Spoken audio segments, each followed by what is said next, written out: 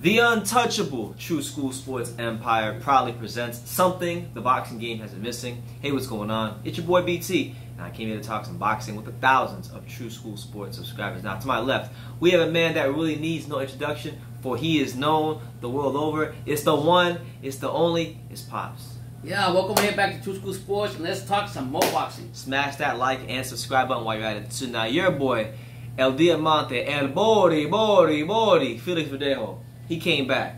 He folded up Will Madera like a blue steel chair.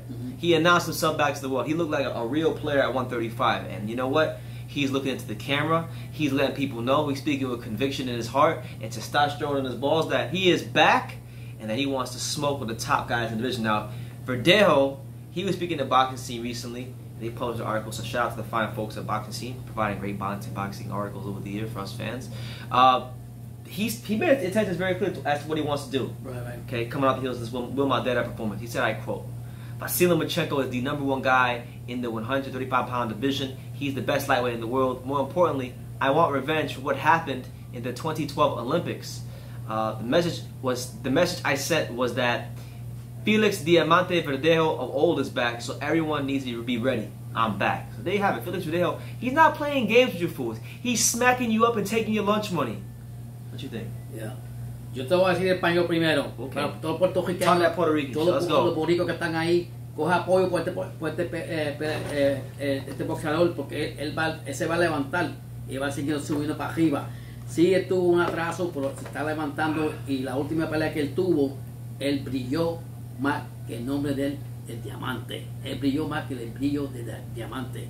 Él fue ahí y mandó un mensaje a todos los boxeadores que están en la división de 135, que él está para ganar, él está buscando un título y él no importa que pelear, pero él dijo una cosa: es que su revancha con Lomachenko, y yo espero que en el futuro, si no hoy o mañana, en el futuro él lo va a coger. Así que él brilló y brilla Puerto Rico, porque el Verdejo está para atrás, mira para atrás. Translate for our English-speaking viewers that don't understand Spanish. What did you say? I basically was saying that Verdejo came into the fight shining more than a diamond, like his name applies for.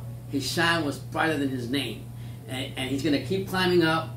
He's going to call out the big names in the 135 division, and I mean, he even said after the fight that he really wants a rematch with Lomachenko, because he lost in the amateurs, right? So he's brought it out. So he's focused. He's climbing up. He had some setbacks, but he came back, and he's going to represent Puerto Rico, and he shined just like that diamond. In our last video that we did about Felix Verdejo, so I forgot who it was. So whoever it is, if you watch this video, shout out to you. But somebody in the comments suggested that a fight they'd like to see Verdejo in before you step him up to one of the big fighters is Richard Comey. I think that'd be a good fight, because Comey is a guy that's been a world champion. Yeah. Comey is someone that if you're not at a certain level, he's gonna beat you. So if Verdejo could fight him and let's say he puts up a performance somewhere similar to what Teofimo did to Comey, or just looks dominant, then I think that'd be one that would let me know that, hey, this guy, he's really back. You know, because look, no disrespect to Will Madera, he's a better fighter than I gave him credit for. I realized that after the fight when I went back and looked at his resume, but I want to see him in there with a better opposition, so somebody who's more proven. Well, one thing that you brought to my attention, I truly never seen that. You said that one of the biggest things that you see from Verdejo is he doesn't know how to deal with a pressure fighter. That's right. You were telling me that he doesn't know how to deal with pressure. Well, I mean, Comey is not a pressure fighter, so it would be a match that would favor him. But yeah, I would like to see Verdejo in there with like a pressure fighter. I don't have a name that comes to mind right now. So if you guys, we're talking about the last Mexican that he fought. He beat Lozada, Antonio Lozada. Yeah. I mean, that'd be a good fight. Why not do that? Have him fight Antonio Lozada again. If he can whoop Antonio Lozada, then I'll know he's back. Yeah. So you know, I'll either that or Comey would be good for me. And just not only that, I think one of the biggest things with him with motivation, he's got a baby daughter, and we know we got children in your life. Your focus is different. You made mistakes, and he looks really focused in the last fight. So I see him coming up and being one of the top Puerto Rican fighters in his division, and he's going to show that. He's going to shine like that diamond. I'll say it again. Okay. Well, getting to the matchup with Lomachenko, as far as the styles go, how do you think he'd match up again at his best? Let's say he gets his best. Let's say he can perform like that guy that fought Will Madera.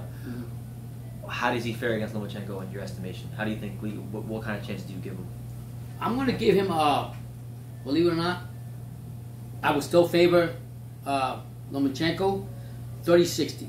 I would give... You mean 60-40? Yeah, 60-40. That's what I would give Lomachenko still the edge. But at any given night, you get in that ring, anything can happen.